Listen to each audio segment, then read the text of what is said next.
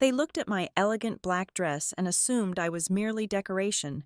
When the CEO's wife smirked and loudly announced that the room was for investors, not nightclub dancers, she thought she was putting me in my place.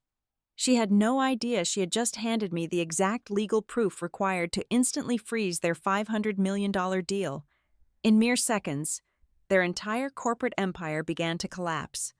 My name is Camilla Green.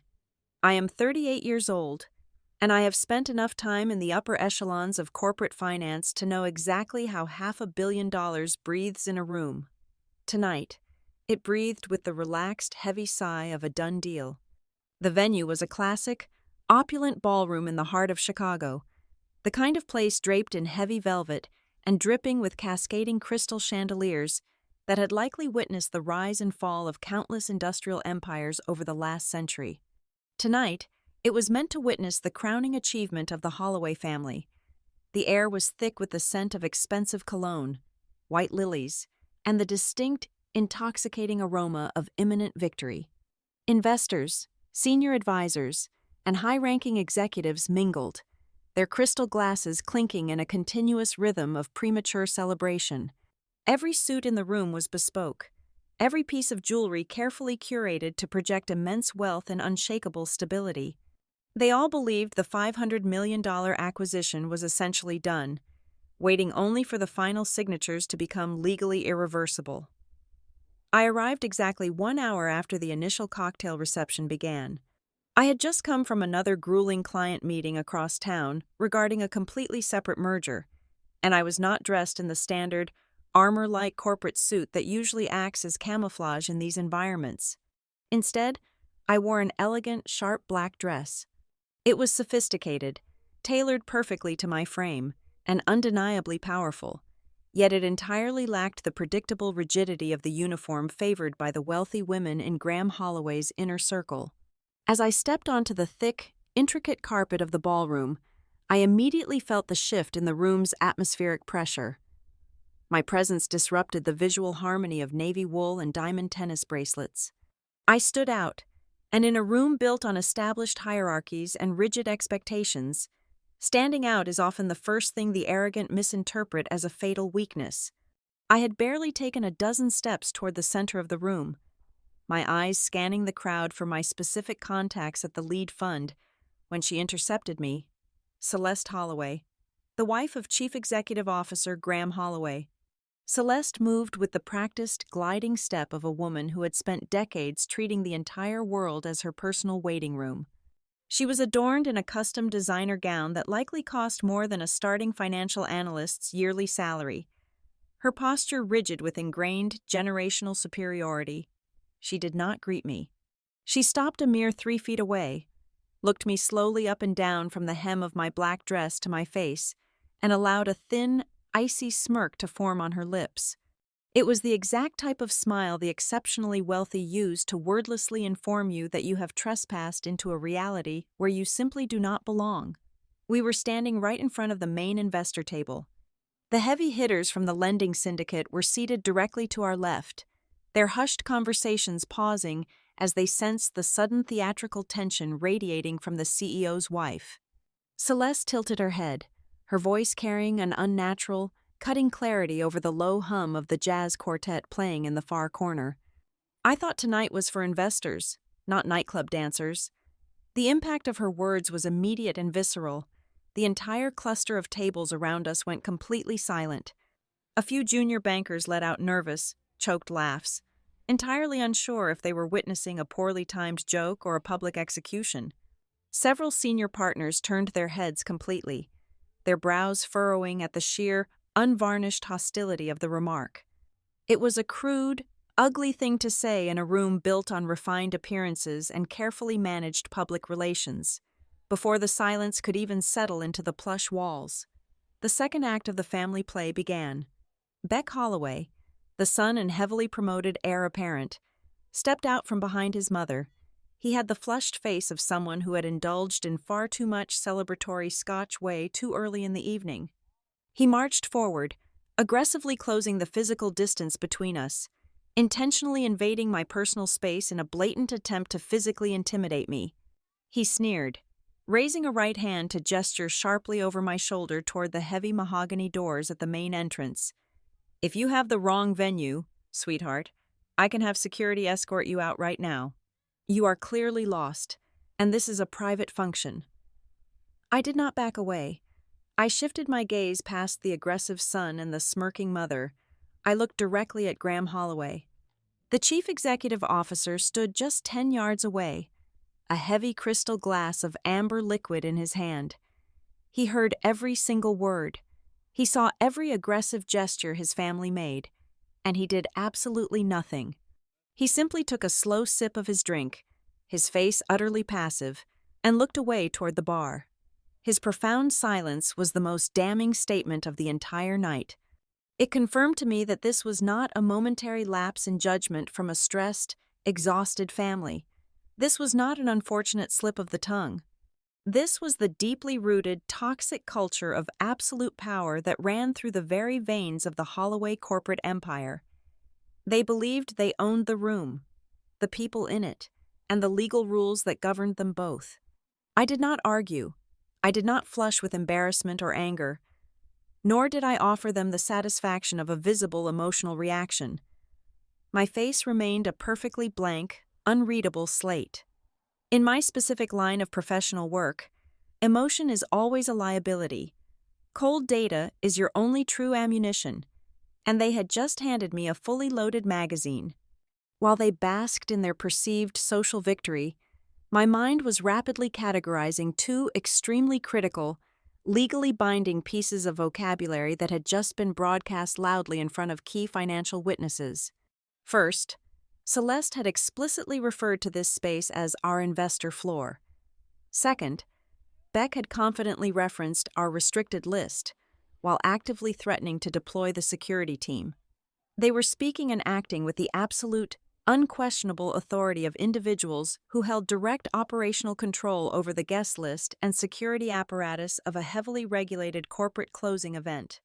This was a direct contradiction to the legal documents Graham Holloway had signed just 48 hours prior. I offered them a single, slow nod, turned purposefully on my heel, and walked straight out of the ballroom.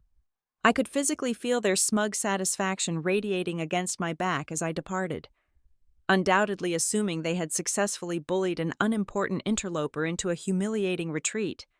The hallway outside was a stark, jarring contrast to the ballroom. It was completely empty, the air noticeably cool and crisp. The thick oak doors muted the lively jazz band to a dull, rhythmic thumping against the floorboards. I stopped walking, leaned my shoulder against the intricate silk wallpaper, and pulled my encrypted mobile phone from my clutch. My fingers moved with practiced, mechanical precision. There was absolutely zero hesitation in my chest. I opened my secured corporate application and pulled up the contingency escalation memorandum I had drafted 3 days ago. I had kept it saved in my encrypted drafts for exactly this kind of structural breach, waiting to see if the smoke I smelled would turn into a documented fire. I selected the critical recipients, the lead managing partner at the funding council, the chief underwriter for the representation and warranty insurance provider, and the senior managing director of the syndicate's lead fund. I updated the timestamp to the current minute. I attached a brief, highly specific coded addendum stating that I had just personally observed a material deviation in the control environment of the closing proceedings, specifically regarding unauthorized family interference. I pressed send. The digital transmission took less than 2 seconds. Within 1 minute, the compliance system flagged the designation and triggered a high-priority review alert. Across the highly secure networks of 3 different major financial institutions, the automated message blinked onto high-resolution screens. The closing process is hereby paused due to an active review of suspected deviations in material disclosures. I took a deep, steadying breath, smoothing the soft fabric of my black dress, and turned back toward the heavy mahogany doors. When I re-entered the ballroom, the visual aesthetic had not changed, but the underlying frequency of the room had completely shattered. The jazz quartet was still playing a lively, upbeat tune in the corner. The formally dressed waiters were still circulating smoothly with silver trays of expensive champagne, but the celebration had suffered a sudden, violent cardiac arrest. All across the expansive room, the mobile phones of seasoned lawyers, senior investment bankers, and powerful syndicate members began to vibrate and light up simultaneously. It started as a low, collective hum vibrating against the tables and quickly escalated into a chaotic chorus of sharp notification tones. I watched calmly as frantic hands reached into tailored suit pockets and designer clutches. I watched as polished expressions morphed instantly from relaxed confidence to sheer, unadulterated panic. Complex financial conversations stopped dead mid-sentence. Full glasses of wine were placed hastily, spilling slightly onto the white tablecloths.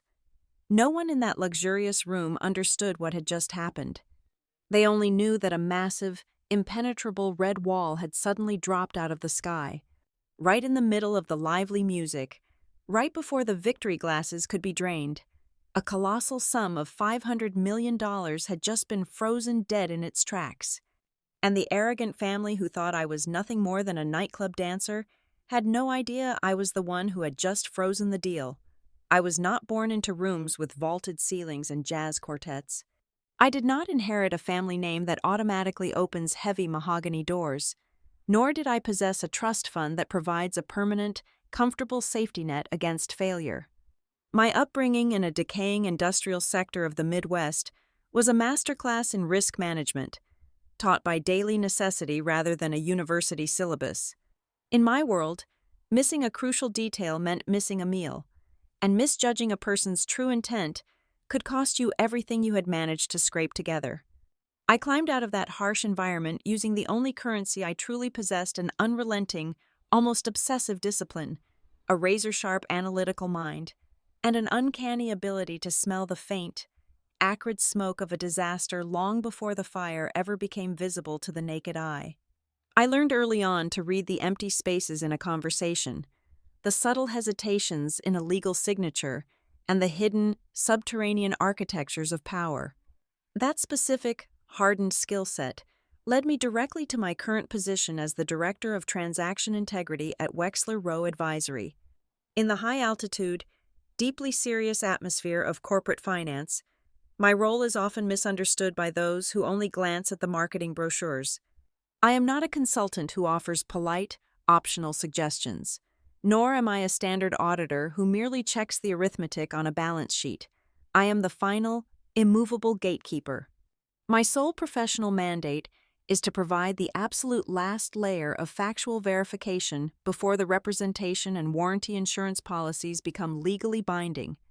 If my firm does not issue a clean certificate of integrity, the massive syndicates of private credit simply will not release their capital. The funds remain locked in the dark. To put the mechanics of my authority into the simplest possible terms, if I simply refuse to sign the closing documents, the massive acquisition does not necessarily die on the spot, but it is immediately derailed. It absolutely cannot close on its scheduled timeline, forcing humiliating renegotiations and frantic legal patching. However, if I actively trigger a red flag, as I had just done from that quiet, carpeted hallway outside the ballroom, the consequences are vastly more violent. The entire colossal financial backing system instantly shifts from a posture of aggressive investment into a rigid, impenetrable mode of absolute defense. Every lawyer, underwriter, and lead investor suddenly treats the target company not as a lucrative partner, but as a severe, active threat to their capital. This catastrophic alert was not born from a sudden emotional impulse. For the past 6 weeks, leading up to this opulent gala, I had been submerged in the exhausting forensic due diligence required for a $500 million transaction. And for 6 straight weeks, the financial data had been telling me a very dark, deeply disjointed story. I spent countless hours staring at glowing monitors in our downtown offices, continuously stumbling over structural inconsistencies that the Holloway executive team desperately tried to wave away as standard administrative friction. They sent teams of junior associates to bury my department in paperwork, hoping the sheer volume of useless documents would distract me from the missing core data.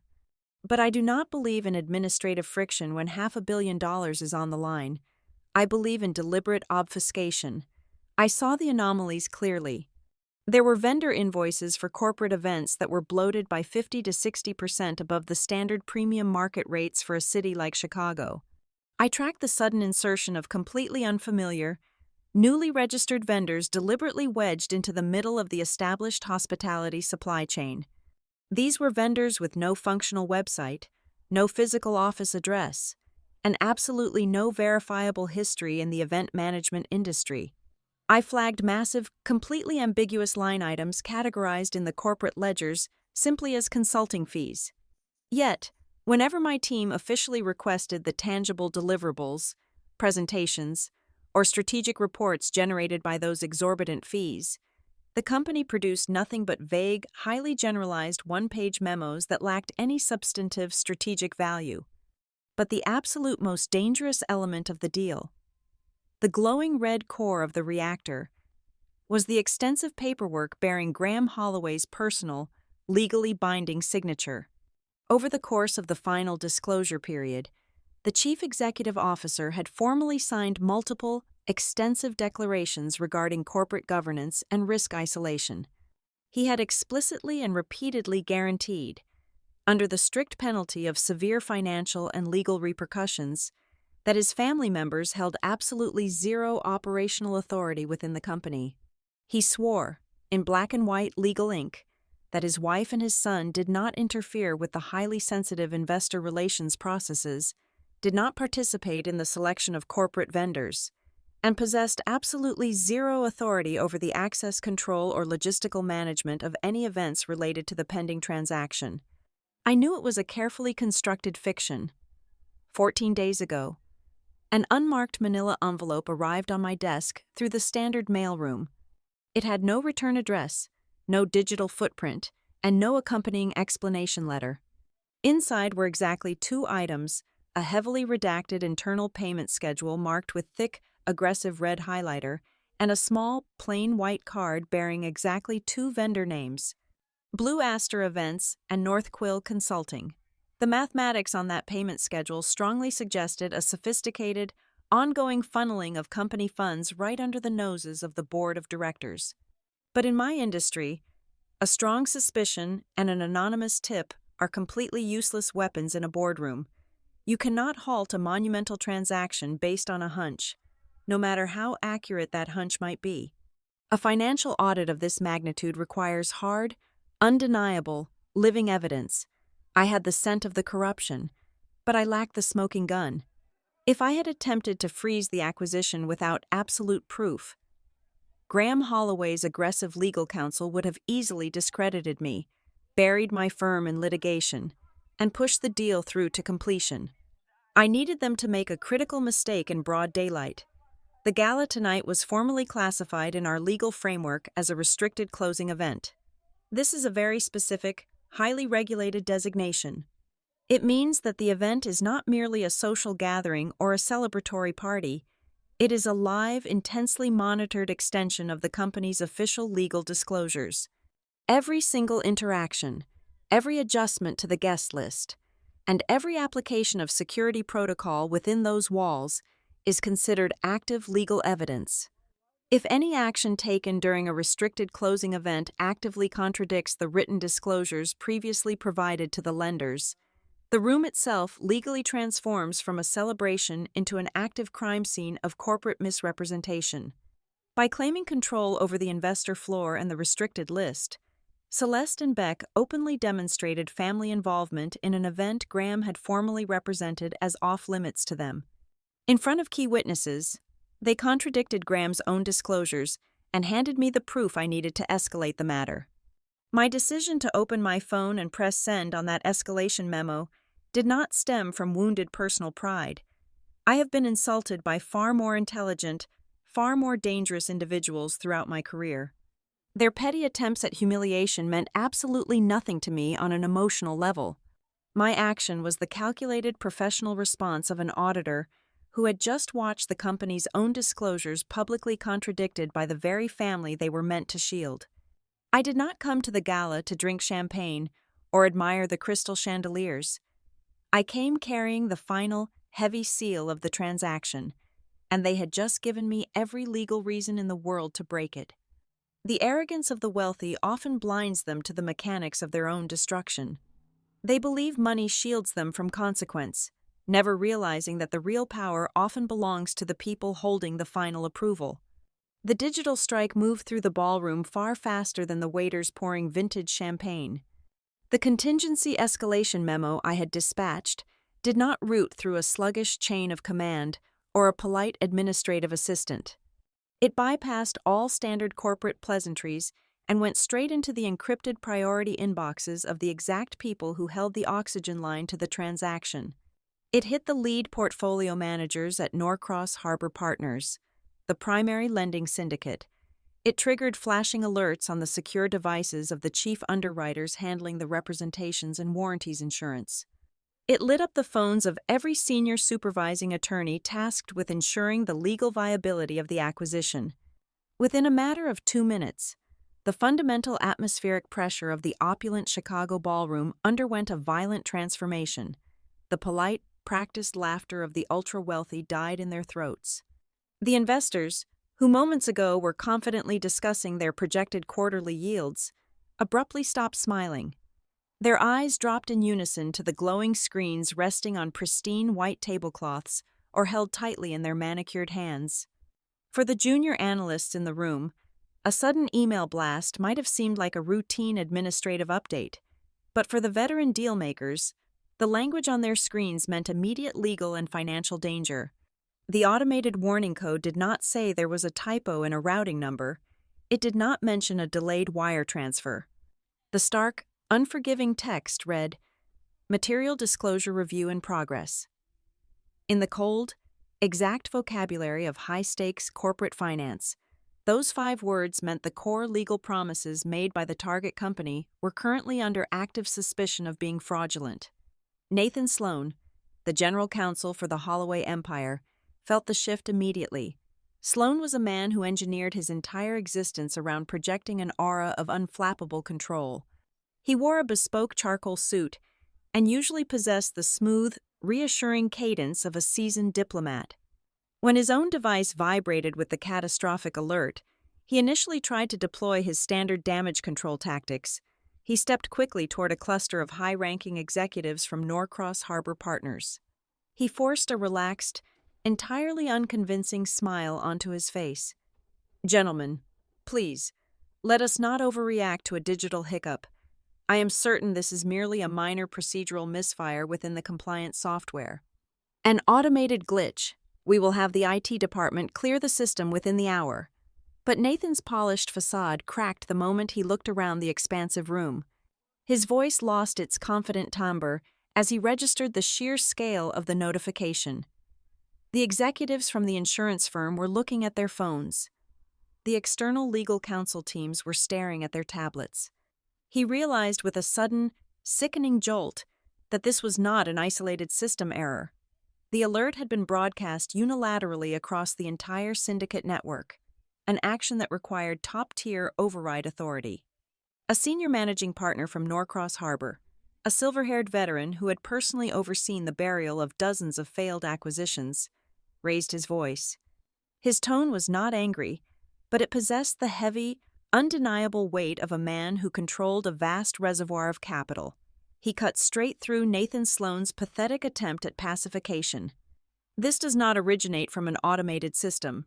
Nathan," the veteran investor stated clearly, his voice carrying over the suddenly quiet tables. "The specific designation code indicates a manual override triggered by the integrity monitor. Who in this room just activated a special review?" The question hung in the air for exactly 3 seconds. Then, as if guided by a single, magnetic force, the collective gaze of the financial elite shifted. They turned away from the sweating general counsel, away from the pale face of the chief executive officer, and locked directly onto me. I stood perfectly still near the center of the ballroom, my hands resting lightly at my sides. I met the stare of the veteran investor. When I spoke, my voice was entirely devoid of tremor or hesitation. It was the calm, measured tone of a professional reading from a very damning script. "I activated the review," I said, ensuring my articulation was crisp enough to reach the back of the room. I have just observed direct physical evidence that strongly suggests the corporate disclosures regarding the operational scope and influence of the chief executive officer's family are entirely disconnected from reality. The silence that followed was absolute. I had just publicly accused the Holloway family of making false statements in binding transaction disclosures. Beck Holloway, utterly incapable of reading the severe legal danger closing in around him, allowed his bruised ego to override any remaining shred of self-preservation. His face contorted with unchecked rage. He stepped toward me again, pointing a trembling finger aggressively at my face. "You think you can just press a button and ruin our night because your fragile feelings got hurt?" Beck shouted, his voice echoing sharply against the crystal chandeliers. "Listen to me very carefully. You nobody. With one single phone call tomorrow morning, I will ensure you never work in this industry again. I will personally see to it that you are completely finished." It was a spectacular display of entitled stupidity. Beck was so completely consumed by his desire to assert dominance over a woman he viewed as beneath him that he failed to notice his surroundings. He failed to realize that he was standing directly beneath one of the luxury hotel's high-definition security arrays. The venue's sophisticated audiovisual system, standard for events handling highly sensitive corporate intelligence, was actively capturing crisp, clear footage of a corporate officer's son openly threatening an independent compliance auditor during a heavily restricted legal event. He was handing the lending syndicate a beautifully packaged, undeniably recorded incident of retaliatory corporate intimidation. While Beck threw his aristocratic tantrum, Nathan Sloan was living through a professional nightmare. The general counsel was no longer looking at the angry heir. Nathan was frantically swiping across the screen of his secured tablet, his fingers practically shaking. He bypassed the emails and went straight into the secure data room, pulling up the final, legally binding draft of the disclosure schedules. I watched his eyes dart back and forth as he scrolled down to the specific covenant titled Family Non-Interference Protocols. He read the exact, uncompromising sentences that Graham Holloway had signed under the strict penalty of perjury. The clause explicitly guaranteed that neither the wife nor the son possessed any authority to dictate event logistics, manage guest access, or control any environment related to investor relations. As Nathan Sloan mentally compared that rigid legal text to the arrogant, territorial declarations Celeste and Beck had just screamed in front of the most important financial syndicate in the country, all the color violently drained from his face. His jaw slackened. The general counsel suddenly looked like a man who had just realized he was standing on the tracks, and the train was only 10 feet away. Yet, oblivious to the catastrophe unfolding in her own lawyer's eyes, Celeste Holloway remained entirely defiant. She stood with her arms crossed over her expensive designer gown, a tight, condescending smirk still firmly plastered on her face. She leaned over to a nearby board member, whispering loud enough for the adjacent table to hear. "It is absolutely pathetic how an overly sensitive woman will throw a dramatic tantrum just because she was reminded of her actual place in society," Celeste muttered, rolling her eyes. She truly believed she was simply dealing with a disgruntled, emotional subordinate. She was entirely detached from the cold, hard mathematics of the situation. She did not possess the financial literacy to understand that, from the exact second she claimed ownership of the investor floor, her petty, aristocratic arrogance had been instantly transformed into a quantifiable, uninsurable legal risk. Her desperate need to assert her social dominance was currently being priced into the risk models of every single lender in the room. The ballroom was no longer a venue for high society celebration. The illusion of the victory lap was entirely shattered. It had rapidly mutated into the active epicenter of a massive, cascading financial power outage. The upbeat jazz music continuing to play from the corner now felt like a surreal, mocking soundtrack to a corporate funeral. No one was drinking their champagne. No one was discussing the future. Every single person in that room was standing frozen, acutely aware that they were listening to the unmistakable, deafening sound of $500 million screeching to an immediate, violent halt. The silence in the ballroom had grown so dense it felt like a physical weight pressing against the chests of everyone present. The initial shock of the system-wide legal freeze had passed, leaving behind a hypervigilant tension. Any rational person standing in the epicenter of this financial earthquake would have immediately realized the necessity of absolute silence. They would have deferred to their legal counsel and stepped back from the ledge. But Celeste Holloway was not a rational person. She was a woman whose entire existence was built on an uninterrupted diet of supreme privilege and unquestioned authority. Instead of retreating, she forcefully attempted to reclaim the narrative, treating a catastrophic legal breach as if it were a minor social dispute she could simply win by speaking louder. "This is completely absurd," Celeste announced, her voice ringing out sharply, intended for the heavy hitters at the primary investor tables. She adjusted her posture, projecting a defensive, aristocratic indignation. "I am simply maintaining the necessary standard of class for these investor dinners. I have done this for years. I am the one who personally decides who sits at which table, who receives access to the executive suites, and who does not belong in our private arrangements. It is my duty to manage the environment." Every single syllable she proudly broadcasted was a self-inflicted wound, but the fatal blow came a second later from her son. Beck, desperate to prove his own consequence in front of the silent room, stepped forward to align himself with his mother's delusion of control. He wanted the gathered executives to know he was a power player, not merely an heir waiting in the wings. "Exactly," Beck practically bragged, puffing out his chest and glaring in my direction. "I have been directly participating in the primary strategy calls for months.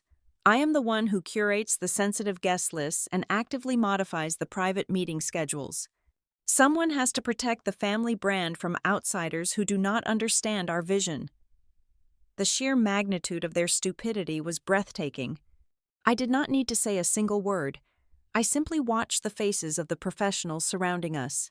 Securities lawyers, risk management officers, and lender control specialists immediately began exchanging loaded, terrifying glances. They communicated entire volumes of legal panic through a single widening of the eyes or a sharp intake of breath. What Celeste and Beck believed were proud declarations of their elite status were, in fact, explicit, uncoerced verbal confessions. They were openly admitting to deep, systemic interference in operational and strategic activities, the exact activities their corporate filings explicitly swore they had no part in. They were publicly tearing up their own indemnification clauses. Graham Holloway finally broke through his paralysis. He lunged forward, his face flushed with a sickly mottled red. His previous mask of relaxed confidence completely shattered. He grabbed his son by the forearm, his fingers digging into the expensive fabric of Beck's suit jacket.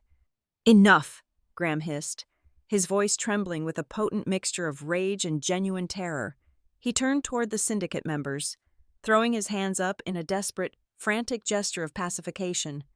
"Listen to me. Everyone. Please, you must understand this is a severe misinterpretation of casual phrasing. My wife and son are speaking out of turn. Their participation is strictly limited to benign social involvement. They hold absolutely no operational authority over this transaction." But Graham's panic was too visible, his intervention far too late. His desperate attempt to reclassify their confessions as social involvement only highlighted that he fully understood the lethal legal boundary his family had just gleefully sprinted across. At the central syndicate table, Adeline Pierce made her move. As the chair of the investment committee for Norcross Harbor, Adeline was a woman who possessed a reputation for being surgically ruthless. She did not raise her voice.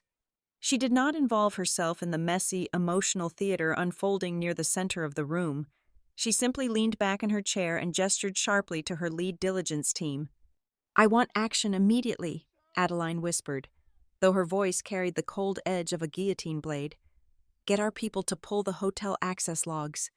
I want the finalized seating charts, the internal chain of command for the event staff, and a digital footprint of every single modification made to the restricted guest lists over the past 48 hours.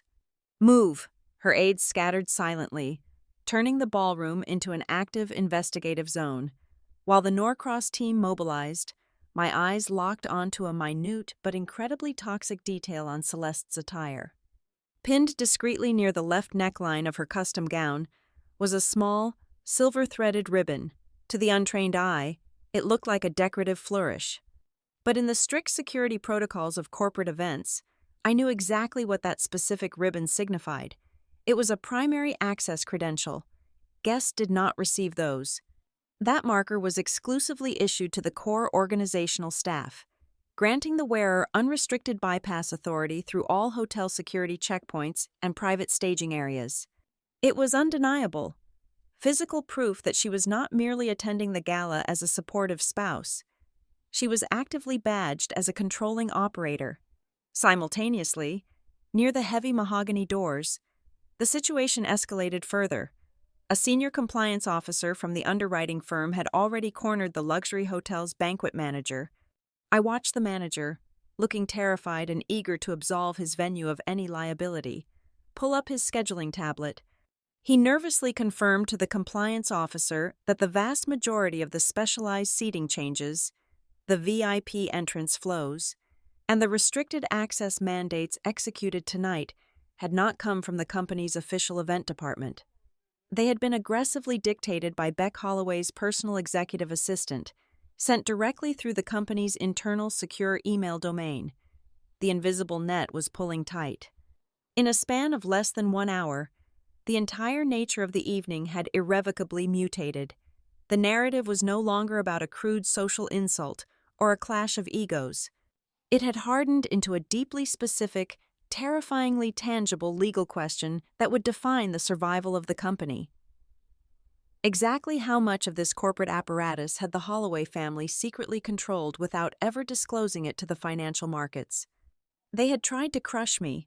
They had wanted to make a public spectacle of my perceived inferiority to validate their own fragile sense of superiority.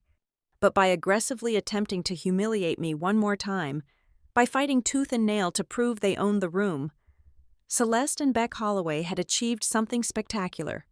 They had successfully transitioned themselves from being the untouchable family members of a powerful chief executive into active, undeniable, and totally uninsurable sources of catastrophic corporate risk.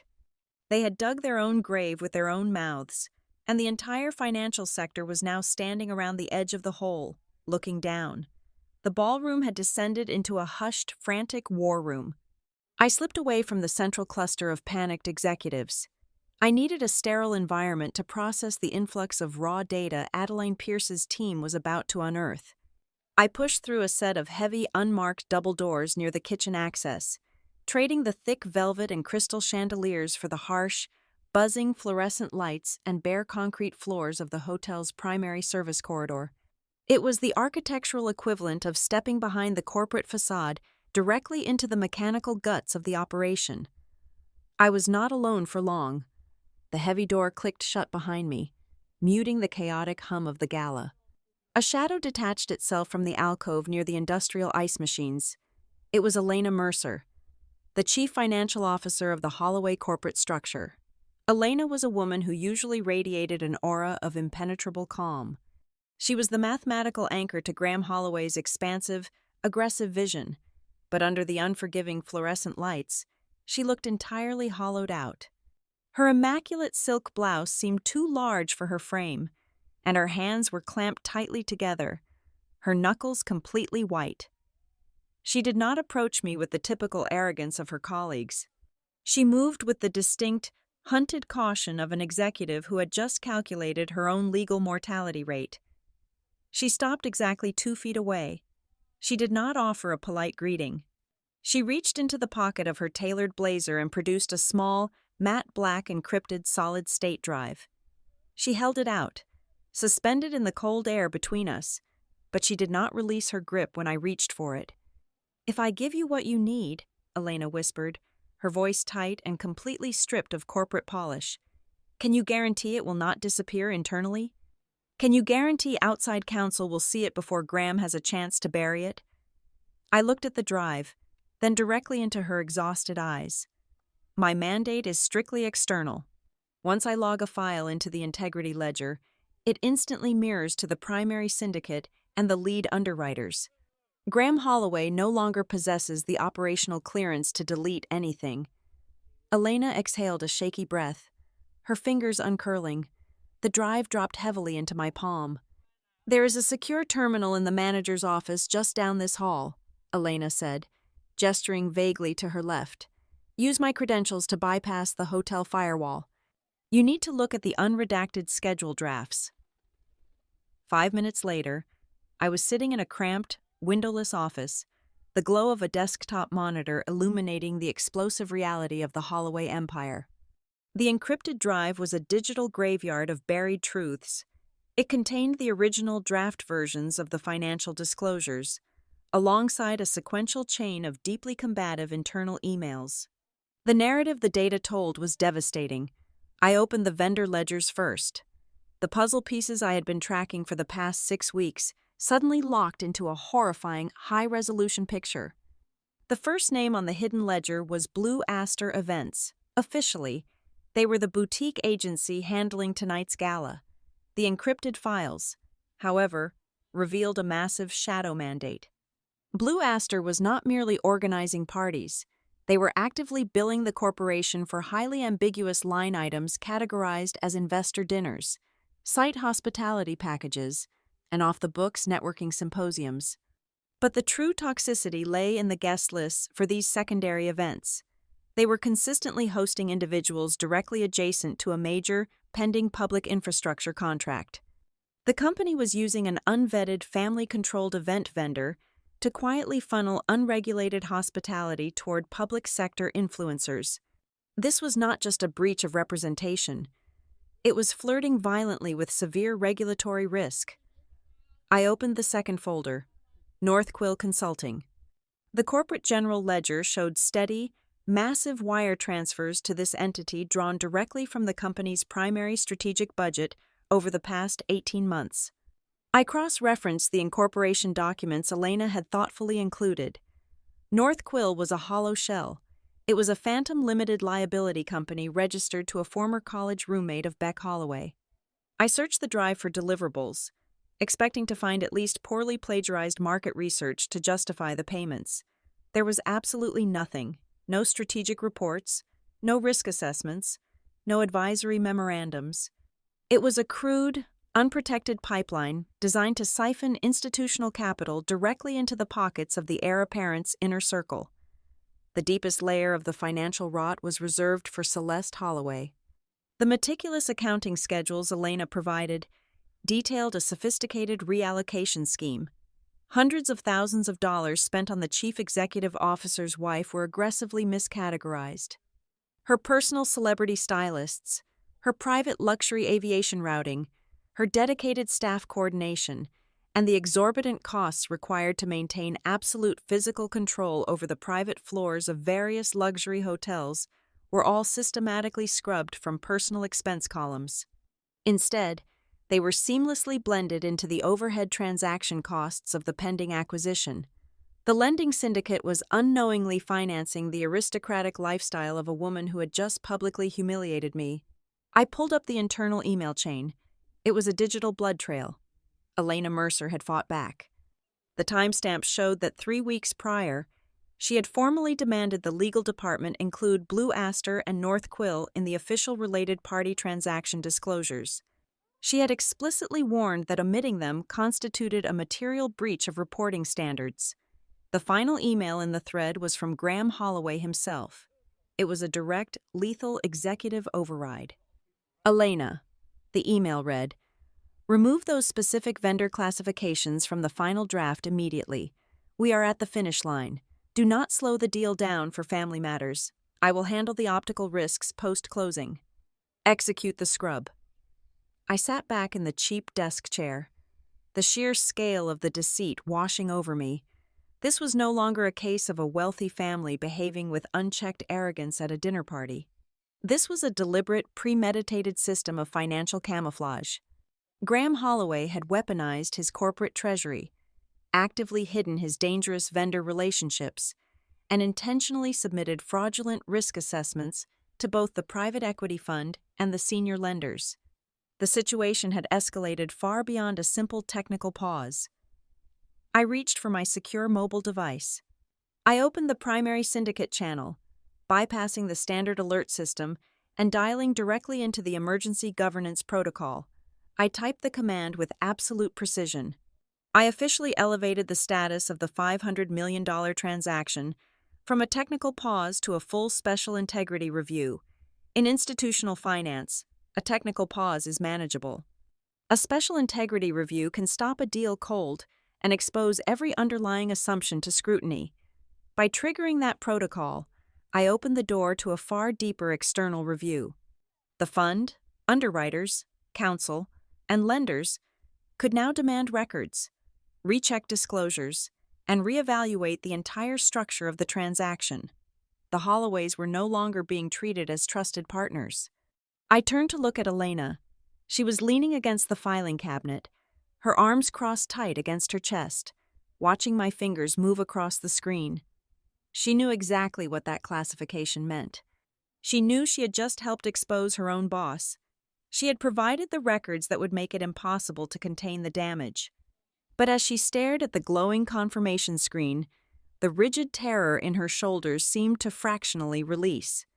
For the first time in years, the chief financial officer realized a fundamental truth of survival in corporate warfare. If she had remained silent, she would have eventually drowned inside the sinking metal hull of Graham Holloway's grand illusion. By choosing mutiny, she had at least secured a lifeboat. The notification of the Special Integrity Review spread through the room almost instantly. It leaped instantly from the secured mobile screens in the ballroom directly into the private, heavily encrypted cellular networks connecting Norcross Harbor to its vastly powerful limited partners scattered across the globe. Within 15 minutes, the opulent Chicago gala had been entirely abandoned in spirit, if not in body. Nobody was discussing the delicate plating of the expensive appetizers, and no one cared about the impressive vintage of the champagne sitting stagnant in crystal flutes. The entire vocabulary of the evening violently shifted. Polished, untouchable deal-makers who had spent the last 2 hours exchanging polite social pleasantries were now pacing the edges of the room, hands pressed tightly over their earpieces, aggressively debating pricing risk, representation exposure, and the immediate catastrophic mathematical fallout of a governance breach. To understand the sheer gravity of the panic taking hold of the room, one had to understand the core architecture of the $500 million valuation. A massive, foundational pillar of the projected corporate revenue for the next 3 years hinged entirely on a single impending government contract. The Holloway Corporation was in the final, highly sensitive stages of securing a monumental infrastructure partnership with the Mid-Lake Transit Authority. Both the primary private equity fund and the massive lending syndicate had modeled their entire growth trajectory, and subsequently their willingness to lend at favorable rates around this specific public sector victory. It was the golden goose that justified the astronomical price tag of the acquisition, promising 36 months of guaranteed, inflation-adjusted capital. But the encrypted files I had just analyzed in the manager's office cast a sickening, radioactive glow over that anticipated contract. The unredacted hospitality invoices, the heavily curated private guest lists aggressively managed by Beck Holloway, and the shadowy expenditures funneled secretly through Blue Aster events were no longer just embarrassing evidence of corporate vanity. They were pointing directly at a massive, potentially fatal compliance nightmare. The immediate, terrifying concern spreading like wildfire through the private credit teams was whether Celeste Holloway's lavish, off-the-books, dinner parties had intersected with the public officials overseeing the Mid-Lake bidding process. Even the suspicion of compromised procurement optics is enough to make an institutional underwriter pull back immediately. If the Holloways had used undisclosed, family-controlled vendors to quietly entertain government targets, the entire transit contract was not just at risk of being lost, it was legally tainted. It invited federal scrutiny, massive fines, and the complete destruction of the company's public sector bidding privileges. Money, especially capital at this staggering altitude, does not simply vanish when it gets frightened. It changes its attitude, and that behavioral shift is precisely what destroys the arrogant faster than any public scandal ever could. The private credit syndicate, representing the largest block of senior debt in the transaction, did not wait for formal legal confirmations. They immediately flashed a terrifying directive down the chain of command. They informed the lead arrangers that if the acquisition were to proceed under this newly contaminated, high-risk atmosphere, the fundamental cost of borrowing would have to be brutally restructured.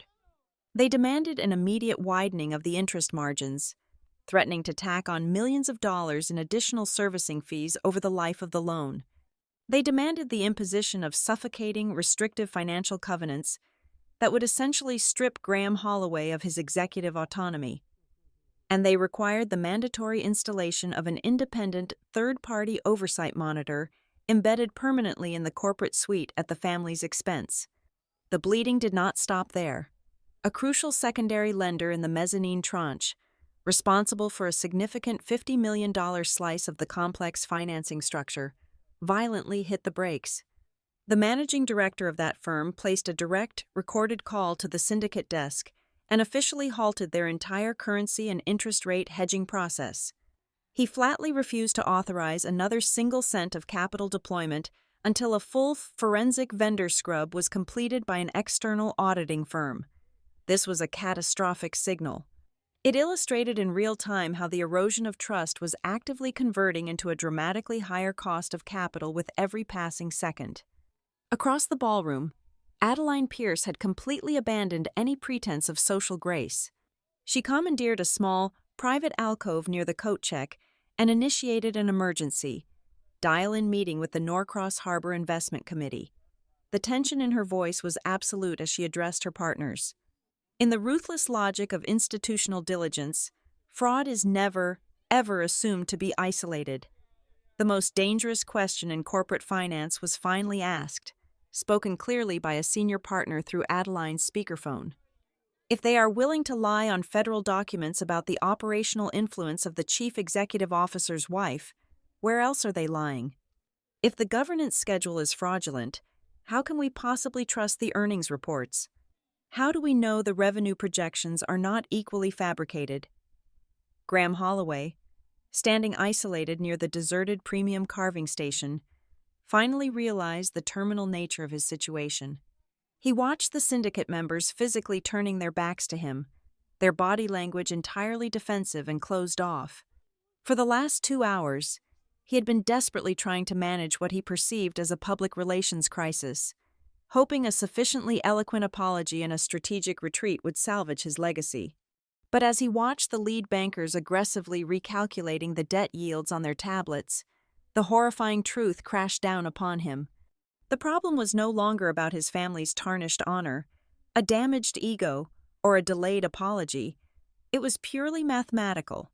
Every single minute his wife and son spent arguing, every second he spent trying to excuse their behavior as simple social overreach, the transaction was becoming exponentially more expensive, inherently uglier, and slipping rapidly out of his control. He was watching his empire unravel through revised interest rates, tighter terms, and collapsing confidence. I did not need to raise my voice. I did not need to issue any further threats or engage in a public shouting match with the family that had tried to degrade me. I simply stood by the heavy mahogany doors, perfectly still, and watched the ecosystem do its violent, necessary work. The very same crowd of elite financiers who, less than an hour ago, had viewed me as nothing more than an aesthetic decoration or a minor inconvenience, were now actively pricing the Holloway family out of their own company. I listened calmly as brilliant, ruthless financial analysts began discussing Celeste and Beck Holloway. They did not speak of them as high society royalty or untouchable elites. They spoke of them as toxic variables in a distressed financial model. They were evaluating the mother and son exactly the same way they would evaluate a failed asset or a disastrous liability on a balance sheet. The retribution in this room did not manifest as a dramatic, emotional outburst. It did not look like a screaming match or a cinematic physical confrontation. It looked exactly like smart, calculated money taking a deliberate half-step back, narrowing its eyes, and coldly recalculating the cost of doing business with fools. It was the absolute, crushing weight of a financial system realizing it had been played, and methodically deciding to make the liars pay for the absolute privilege of their own destruction. I stepped away from the chaotic epicenter of the hotel's primary corridor and sought refuge in a small, dimly lit lounge situated just adjacent to the main conference suites. The space was intentionally designed for discreet, high-level negotiations, heavily furnished with dark leather armchairs and smelling faintly of polished cedar and expensive bourbon. I required a moment of absolute, undisturbed stillness to process the sheer volume of data I had just weaponized.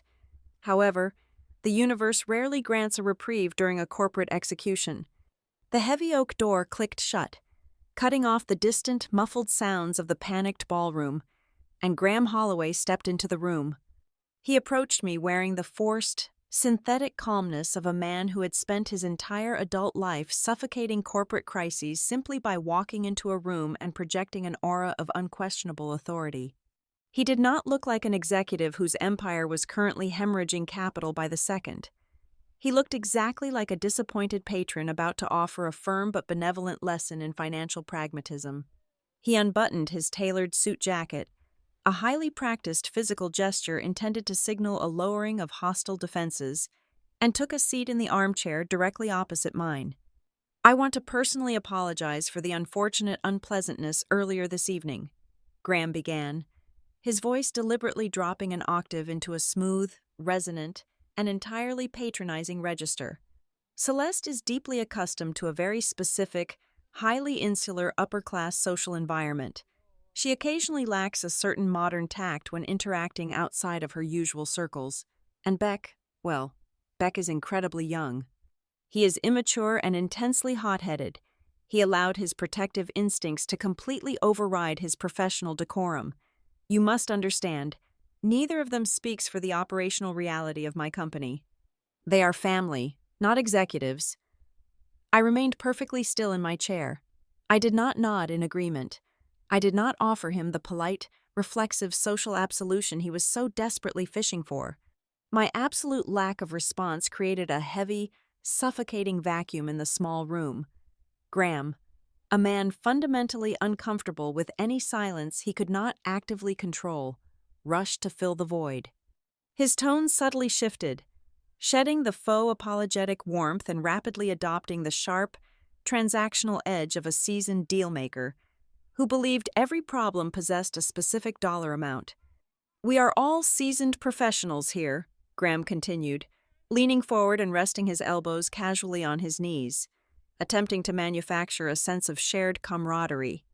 "I propose we neatly separate this unfortunate social misunderstanding from the massive structural mechanics of the acquisition. There is absolutely no logical need to conflate a petty ballroom squabble with a $500 million financial instrument. If we can agree to compartmentalize tonight's friction, I can personally guarantee that Wexler Rowe Advisory will be retained as our exclusive compliance auditor for our next 3 major acquisitions. The mandates will be exceptionally lucrative. Think of the incredible upward trajectory of your own firm. Think of what a partnership of that magnitude could do for your personal career." He was attempting to buy a fire extinguisher with promises of future wealth, completely oblivious to the fact that the building was already entirely reduced to ash. I looked at him, feeling absolutely nothing but a cold, clinical detachment. "The issue at hand has absolutely nothing to do with a social insult, Graham," I replied, cutting off his pitch with surgical, unforgiving precision. "I do not care about your wife's elitism, and I do not care about your son's temper. The issue is severe, documented misrepresentation. You personally placed your signature on legally binding federal schedules, verifying that your family possessed zero authority over investor relations, vendor selection, or event security. Yet, tonight, in front of the primary lending syndicate, they actively and aggressively operated as the definitive control apparatus of this venue. They acted as the operational principals. The offer of future wealth instantly evaporated from his eyes, replaced immediately by a dark, predatory hostility. The polished chief executive vanished, revealing the ruthless, bare-knuckle street fighter who had originally clawed his way to the top of the corporate ladder.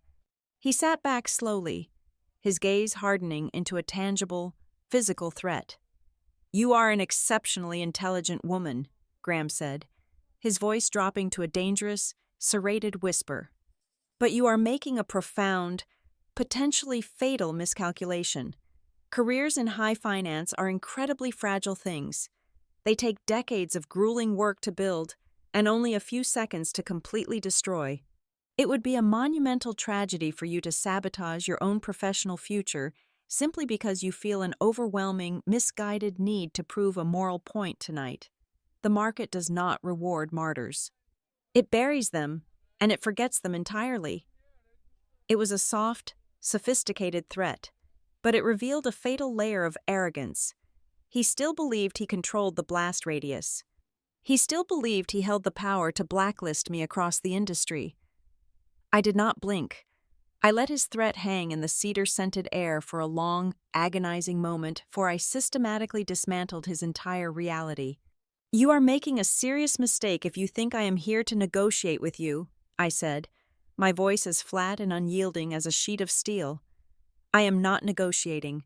I am simply informing you of your current, inescapable position. Before you walked into this lounge, the high-definition security footage from the hallway, the digital access logs directly from the hotel servers, and the internal email change requests routed through your son's assistant were already compiled. Furthermore, a fully decrypted copy of the solid-state drive that Elena Mercer provided, containing your original, unredacted disclosure drafts and your explicit email directive to bury the family vendor connections, has already been transmitted." I leaned forward slightly, ensuring he caught every single syllable. "That data is not sitting on my personal computer. It was distributed 10 minutes ago. It is currently in the secure possession of the syndicate's outside legal counsel, the lead underwriters, and the primary governance committee. You cannot kill the evidence internally because the evidence is no longer internal." I watched the exact moment Graham Holloway realized he had lost control of the situation. The healthy color rapidly drained from his face, leaving his skin a sickly, ashen gray. His jaw tightened so hard I could physically see the muscles twitching beneath his cheek. For the very first time since the gala began, he fully understood the entity sitting across from him.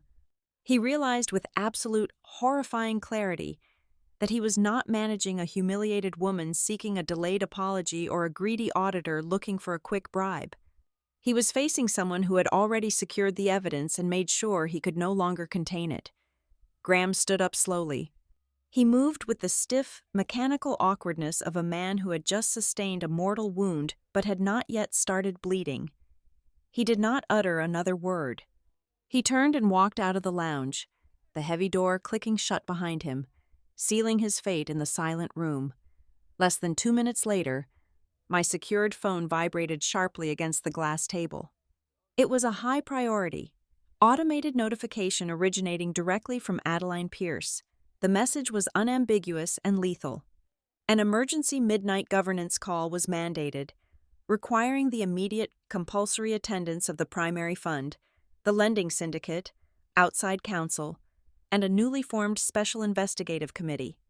From that exact millisecond, the absolute control of the narrative, the company, and the transaction was permanently stripped from the Holloway family's hands.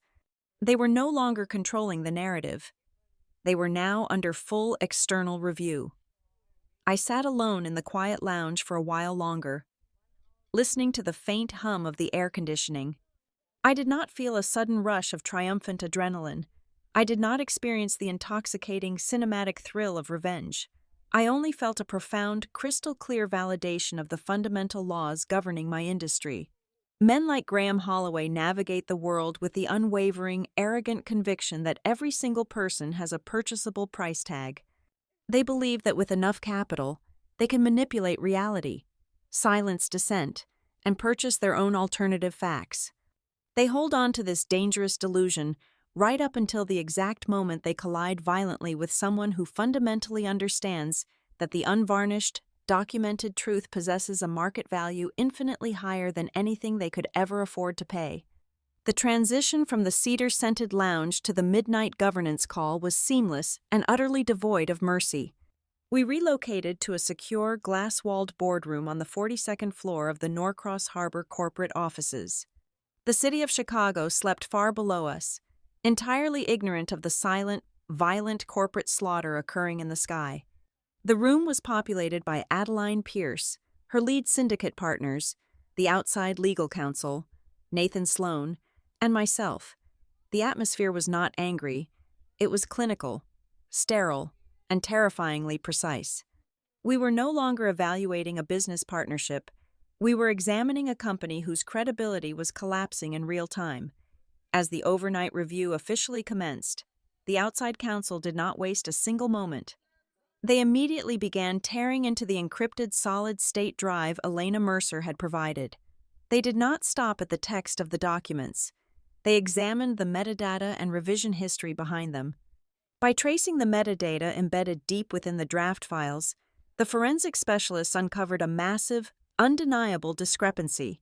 There, glowing brightly on the high-resolution monitors for everyone to see, was a prior redline version of the primary disclosure schedule.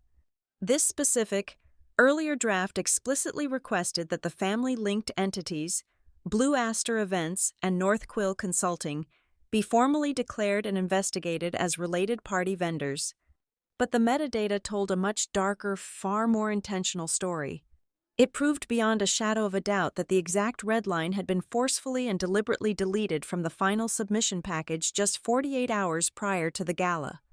The digital fingerprint logging the deletion did not belong to a rogue junior associate. It traced directly back to the secure executive terminal located in Graham Holloway's private office. The technology forensics team, working remotely and patched directly into our secure audio feed, dug even deeper into the corporate server architecture. They managed to breach a secure partition and retrieve a vast cache of recently deleted, ephemeral text messages sent from Beck Holloway's encrypted company device. The young heir apparent had arrogantly believed his communications were set to auto-erase, entirely ignorant of how rigorous enterprise-level data retention policies actually functioned during a transaction of this magnitude. His recovered messages were an absolute masterclass in entitled hubris. We sat in heavy silence as the transcript scrolled slowly down the main projector screen. Beck was not just observing the event staff. He was actively instructing them. He was aggressively pushing through approvals for what he explicitly categorized in writing as special, off-the-books payments. The most damning message of all, sent just 3 days ago to his lead administrative assistant, read, "Keep my mother's name completely off the official organizational chart, so compliance does not flag it, but make absolutely sure she still retains the final say on all restricted access points and investor seating arrangements." It was direct proof of operational interference, and it directly contradicted Graham's signed disclosures. But the systemic rot extended far beyond the reckless son. A deep, agonizing dive into the internal email server logs completely demolished the carefully crafted illusion of Celeste Holloway as a mere socialite bystander who just wanted to throw a nice party. The access logs proved irrefutably that she possessed an active, highly privileged administrative login to the secure investor relations portal. She had been routinely downloading deeply sensitive investor preference notes, actively manipulating the proprietary seating algorithms to favor her chosen allies, and aggressively curating the master list for the most highly restricted zones of the hotel. She was touching the exact, highly regulated data streams that her husband had legally sworn, under the strict penalty of severe financial fraud, she had absolutely zero access to. The most chilling discovery of the entire night, however, arrived at exactly 3 o'clock in the morning. A senior forensic accountant on the call cross-referenced the newly discovered Blue Aster payment schedules against the archived executive calendar. A distinct, terrifying pattern quickly emerged from the massive ledger. There were numerous private, exceptionally expensive dinners arranged by the event vendor, all hosted securely within the Holloway family's private residential penthouse over the course of the last 6 months. These lavish gatherings were vaguely coded in the accounting system under the benign label of relationship maintenance. But when the investigative team cross-referenced the private guest lists for those specific dates, the temperature in the boardroom seemed to plummet. The attendees at these undisclosed penthouse dinners were not just wealthy socialites or harmless friends of the family. They were highly influential political consultants, regional lobbyists, and secondary committee members intimately, albeit indirectly, connected to the Mid-Lake Transit Authority's ongoing contract evaluation board. We did not currently possess hard, undeniable proof of a direct, cash-in-hand bribe. However, in the uppermost stratospheres of corporate finance, direct bribery is rarely the weapon that actually kills a deal. The mere existence of such a murky, deliberately concealed chain of high-end hospitality, coupled with the aggressive obfuscation of the vendor supplying it, was more than enough to trigger a massive, unstoppable institutional panic. No serious financial entity would ever willingly step into a blast radius that smelled so heavily of potential public corruption and municipal bid rigging. Sitting across the polished mahogany table, Nathan Sloan looked physically ill. The polished, supremely confident general counsel from the ballroom was completely gone, replaced by a hollow shell of a man. He was staring at the projected emails with bloodshot eyes, his tie loosened, his hands trembling slightly on the glass. He was finally processing the horrifying reality that his own client had actively weaponized him to commit fraud. He realized this was no longer a trivial debate over bad governance optics or a bruised ego at a dinner party. If Graham Holloway knew the absolute truth about his family's deep operational interference and still knowingly placed his signature on the legal documents claiming the exact opposite, the corporation was staring down the barrel of a catastrophic breach of representations. They were completely exposed to massive, ruinous claims from the lending syndicate and potentially staring at severe federal regulatory action from the Securities and Exchange Commission. As if sensing the blood in the water, the primary representation and warranty insurance provider delivered the final, crippling blow of the night. Their lead underwriter, dialed in from New York, transmitted a formal preliminary notice directly to the main governance committee screen. The legal phrasing was dense, but the translation was brutally simple and absolutely lethal. The insurer stated that if the current forensic review definitively determined these massive omissions were either intentional or materially significant to the overall risk profile of the target company, the entire insurance binder would be immediately rendered null and void. They would unilaterally refuse to activate the coverage. Without the ultimate safety net of that insurance binder, the lending syndicate possessed an absolute, ironclad legal basis to completely withhold the $500 million funding. The money was gone. Adeline Pierce leaned forward, placing her hands flat on the cold glass of the table. She looked around the exhausted, silent room, her sharp gaze eventually locking directly onto Nathan Sloan. Her voice sliced through the heavy, recycled air of the boardroom with absolutely zero trace of empathy or negotiation. "Let us be absolutely clear about our current position, Nathan," Adeline stated, her tone as hard as diamonds. "This transaction is no longer stalled because of a petty social dispute. It is no longer about personal feelings, a misunderstood comment, or a lapse of judgment in a ballroom. This entire deal is currently hanging over a very deep, very dark abyss of falsified trust on federal paper. Your chief executive deliberately lied to his lawyers. He actively lied to his underwriters, and he intentionally lied to my fund." The secure boardroom remained brightly lit until the early, pale hours of the morning. Nobody asked for coffee. Nobody suggested a recess or a moment to rest their eyes. We simply sat in the cold, humming silence of the servers, watching as layer after layer of elite corporate camouflage was ruthlessly stripped away. Every single new digital file opened on the screen, every deleted email successfully recovered, and every fraudulent invoice systematically reconciled acted as another heavy, undeniable nail being hammered deliberately into the luxurious, velvet-lined coffin of the Holloway family. The mask had not just slipped, it had been entirely incinerated, revealing the ugly, fraudulent machine grinding away underneath. Dawn broke over the Chicago River, painting the water in brilliant streaks of gold and bruised purple. It was a breathtaking, cinematic display of urban beauty that provided a violently bitter contrast to the absolute corporate slaughter being prepared inside the expansive, glass-walled boardroom of the Holloway headquarters. By 8 in the morning, The heavy doors of the executive suite were sealed from the inside. The air conditioning hummed with a sterile, freezing intensity, perfectly matching the temperature of the professionals gathered around the massive polished table. There was no catered breakfast.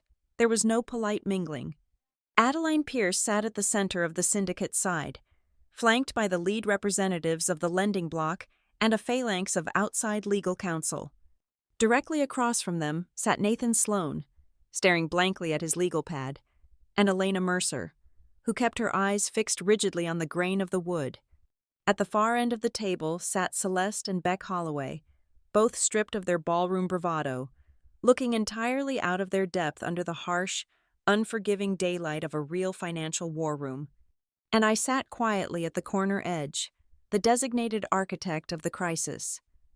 No one in the room possessed the energy or the delusion to pretend this was merely a misunderstood evening among the elite. Graham Holloway entered the boardroom exactly 3 minutes late, a classic power play designed to make the room wait for his authority.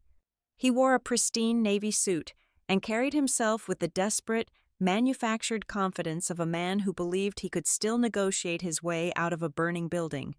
He took his seat at the head of the table, offering a tight, practiced smile.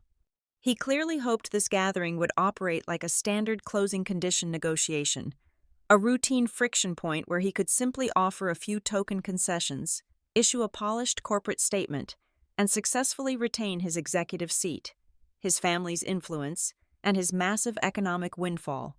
He was gravely mistaken. Adeline Pierce did not return his smile. She simply nodded in my direction. I opened my primary binder and began. I did not raise my voice, nor did I lace my words with any theatrical emotion. I systematically presented the chronological architecture of his deception. I laid out exactly which legal disclosures had been signed over the past 6 weeks. I cross-referenced those signed guarantees with the specific operational data that had surfaced during our diligence phase. I mapped out the exact chain of command showing who had actively edited the restricted access lists, who had authorized the off-the-books payments, and exactly which family-controlled vendors had received the capital. Then, I brought the timeline to the ballroom. I looked directly at Celeste, then at Beck, and finally at Graham. The events of last night were not the catalyst for this review, I stated, ensuring every single person in the room heard the absolute finality in my tone. The insult directed at me regarding a nightclub dancer was completely irrelevant to the financial mechanics of this transaction. What mattered, and what triggered the system-wide legal freeze, was that those exact words, and the aggressive actions that followed them, served as undeniable public confirmation. It was the exact moment that transformed our internal suspicions into live, actionable evidence. It proved in front of the primary syndicate that the absolute separation between this corporation and the Holloway family only existed on fraudulent paper. The silence in the glass room was as heavy as lead. Celeste flinched, finally grasping that her arrogant attempt to put me in my place had been the exact weapon I used to gut her husband's empire. The lead partner for the outside legal counsel leaned forward, steepling his fingers. He looked at Graham with the cold detachment of a surgeon about to amputate a limb. "Let us dispense with the corporate diplomacy, Graham," the counsel warned, his voice a low, threatening rumble. "If you wish to retain even a fractional chance of salvaging this $500 million transaction, the company must immediately treat this as a catastrophic governance breach. This is not a social scandal that can be smoothed over with a press release and a charity donation. The syndicate requires immediate, structural, and punitive measures. Polished statements will not satisfy the underwriters. We need heads on spikes." I did not give Graham a chance to launch into a defensive monologue. I immediately presented the syndicate's non-monetary conditions for keeping the deal alive. "The requirements are non-negotiable," I dictated smoothly. "First, the chief executive officer must temporarily step down from all operational duties pending a full external audit. Second, the entire Holloway family's access to any investor events, vendor controls, and internal company communications must be categorically blocked effective immediately.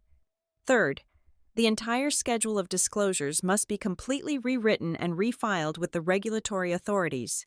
Finally, an independent governance monitor, selected by the syndicate, must be permanently installed into the executive suite with full veto power over corporate spending. For a moment, Graham Holloway looked as though he had been physically struck. The blood rushed to his face, and his carefully maintained facade of executive calm violently shattered. He slammed his fist down onto the polished table, the loud crack echoing off the glass walls. "Absolutely out of the question," Graham roared, his voice cracking with a terrifying mixture of rage and sheer panic. "I built this company. I will not be sidelined in my own building, and I will not allow my family to be treated like common criminals by a panel of aggressive lenders." But his furious objection was not rooted in simple executive pride. It was in that exact moment of explosive panic that the final, most devastating twist of the entire transaction was dragged into the light. Nathan Sloan, looking entirely defeated, quietly slid a supplementary financial document across the table toward Adeline Pierce. The general counsel had spent the early morning hours uncovering the true reason Graham was fighting so desperately to maintain absolute control of the deal's structure. The Holloway Family Trust, the primary vehicle for their generational wealth, was deeply and dangerously leveraged. Graham had quietly pledged a massive portion of his unvested corporate shares, alongside the heavily anticipated cash bonuses from this exact acquisition, as collateral to secure a mountain of high-interest personal loans. He had used the phantom money from this pending deal to aggressively fund a series of underwater commercial real estate projects that his family privately owned. The realization hit the syndicate side of the table like a physical shockwave. If Graham was forced to step down, and the $500 million transaction had to be fundamentally rewritten under a new, highly restrictive leadership structure, the anticipated executive payouts would be completely frozen or entirely eliminated. Without that incoming liquidity event, the Holloway family would not merely suffer a loss of professional reputation. The banks holding their personal notes would immediately trigger massive margin calls. The family's heavily leveraged real estate empire would collapse overnight. They were completely exposed. Graham was not fighting to save his job. He was fighting to stop his entire family from being wiped out financially. Adeline Pierce read the supplementary document in complete silence. She looked at Graham, her eyes devoid of any pity, fully comprehending the lethal trap he had built for himself. The arrogant chief executive had wagered his entire personal fortune on his ability to successfully lie to the smartest money in the room. Adeline slowly closed her leather binder. She did not raise her voice. "The syndicate will take a brief, 30-minute recess to confer in private," Adeline announced, her tone chillingly dismissive.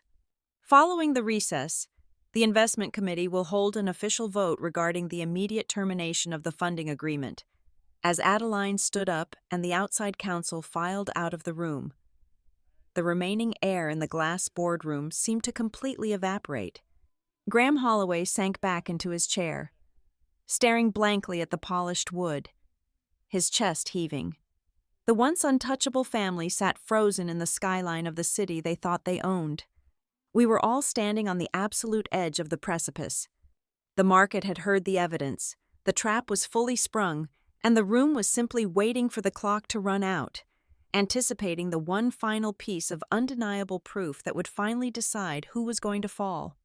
The 30 minutes allocated for the syndicate to confer in private felt less like a standard corporate recess and more like the agonizing, breathless wait before a firing squad took their final aim.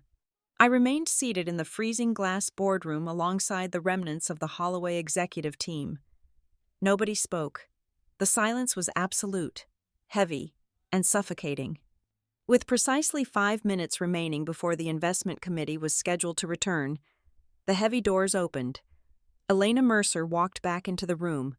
She did not look at her chief executive officer. She walked directly over to Nathan Sloan and placed a single, physical manila folder onto the polished mahogany table directly in front of him. It was her final, devastating card. Nathan opened the folder with trembling hands. Inside was a printed copy of a document clearly titled Schedule 11B. It was not a rough outline. It was a fully formatted, legally structured disclosure schedule that had been drafted exactly 3 weeks ago. At the bottom of the final page sat the unmistakable, time-stamped electronic draft signature of Graham Holloway. I could see the text from where I sat. It was a completely transparent, highly detailed itemization. It explicitly listed Blue Aster Events and North Quill Consulting. It accurately detailed the exact level of operational interference executed by Celeste and Beck Holloway, officially classifying them as active related party vendors possessing material influence over corporate assets. Nathan pulled his laptop closer and rapidly cross-referenced the document identification number with the central corporate server logs. He checked the digital metadata attached to the original file. The general counsel closed his eyes, a look of profound terminal defeat washing over his features. The metadata confirmed the absolute worst-case scenario. That specific schedule had been fully prepared, legally vetted, and queued for official submission to the regulatory authorities. However, 24 hours before the final filing deadline, the file had been manually extracted and permanently deleted from the submission package. The directive to kill the document came directly from the designated terminal inside the office of the Chief Executive Officer. This single piece of paper radically altered the entire legal landscape of the room. The catastrophic situation was no longer a matter of possible administrative negligence. It was no longer a debate about whether the family simply misunderstood their boundaries. It was hard, undeniable, documentary evidence of knowing, willful, and premeditated concealment. The doors opened again, and Adeline Pierce led the syndicate members back to their seats. The atmosphere in the room was incredibly thick, carrying the distinct metallic tension of a finalized verdict. Adeline did not sit down immediately. She looked at the faces across the table, her gaze lingering briefly on the freshly printed Schedule 11B sitting in front of the shattered general counsel. Adeline opened the session. There was absolutely no remaining discussion regarding the preservation of the corporate image. Nobody mentioned giving the founding family a reasonable opportunity to explain their actions. The syndicate had moved completely past the realm of negotiation. The only remaining question on the table was binary. Would the financial institutions continue to allow these specific individuals to maintain control over a highly leveraged corporate entity? The official vote was called, and it was executed with a ruthless, overwhelming efficiency. The conditions were universally approved by the syndicate and immediately forced upon the company. Graham Holloway was forcefully stripped of his executive title and permanently removed from his operational seat, effective the very second the meeting adjourned. The voting rights heavily concentrated within the Holloway Family Trust were temporarily, but indefinitely, suspended pending a massive federal audit. Beck Holloway was officially banned from entering any corporate premises and explicitly prohibited from participating in any operational activities. Celeste Holloway received a blanket, legally binding injunction barring her from attending any future investor events, vendor negotiations, or strategic partner summits. The original $500 million transaction, structured to deliver a massive windfall directly to the founding family, was officially declared dead. Norcross Harbor Partners explicitly stated they would only reconsider deploying their capital under a radically new, punitive structure. This new arrangement mandated an interim board of directors, a permanent external governance monitor, and a completely rewritten set of legal disclosures.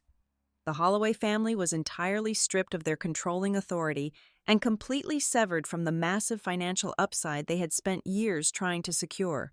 But the true devastation of the morning extended far beyond the loss of corporate power. Because Graham had arrogantly collateralized his massive personal loans and private real estate ventures using the anticipated cash bonuses from this exact deal. The forced restructuring triggered a violent, unstoppable chain reaction. As the news of the canceled equity payouts hit the private banking sector, the institutions holding the family trust's debt instantly panicked. Margin calls were triggered before noon. The banks began aggressively seizing their leveraged assets. A significant portion of the family's private investment portfolio was forced into immediate, brutal liquidation just to cover the spiraling interest payments. Celeste Holloway's carefully curated social empire, built entirely on the illusion of endless flowing capital, began to rot instantly from the inside out. Without the corporate treasury to quietly fund her lavish lifestyle and private hospitality events, the velvet ropes simply stopped opening for her. Later that week, the financial media outlets received a remarkably sterile, polite press release. The corporate statement vaguely cited a strategic leadership transition and a mutual governance reset designed to better position the company for future growth. There was absolutely no mention of the massive fraud or the dramatic overnight coup, but within the insulated, highly observant world of elite dealmakers, the actual truth was widely circulated. Everyone in the private credit sector knew that a petty, arrogant insult thrown across a ballroom did not destroy the Holloway dynasty. Their downfall was entirely engineered by their own deeply ingrained habit of believing they existed far above the rules that governed everyone else. I declined every single media request for an interview. When I finally walked out of the corporate headquarters and stepped onto the Chicago pavement, the late morning sunlight was brilliantly sharp. I was still wearing the exact same elegant black dress from the evening before. But as I walked toward my waiting car, the fabric no longer felt like the attire of a woman who had been publicly scorned or deemed out of place. It felt exactly like the uniform of a soldier returning from a brutal, decisive war that she had completely won without ever needing to raise her voice. The city around me was fully awake and bustling with the relentless energy of commerce. High above the street, behind the thick tinted glass of the corporate tower, a family who truly believed they owned the entire room was finally learning the simplest, most unforgiving rule in the world of institutional money. The financial system can remain quiet for a very long time, politely tolerating the arrogance of the wealthy. But when the system finally decides to correct itself, it acts with absolute ruthlessness, leaving behind nothing but a cold, empty space right where undeniable privilege used to stand. Thank you so much for listening to this story today. Please let me know where you are listening from in the comments below so we can connect and share our thoughts together. If you enjoyed this journey, please make sure to subscribe to the Boss Revenge Stories channel, like this video, and show your support by pressing the hype button so this story can be heard by even more people.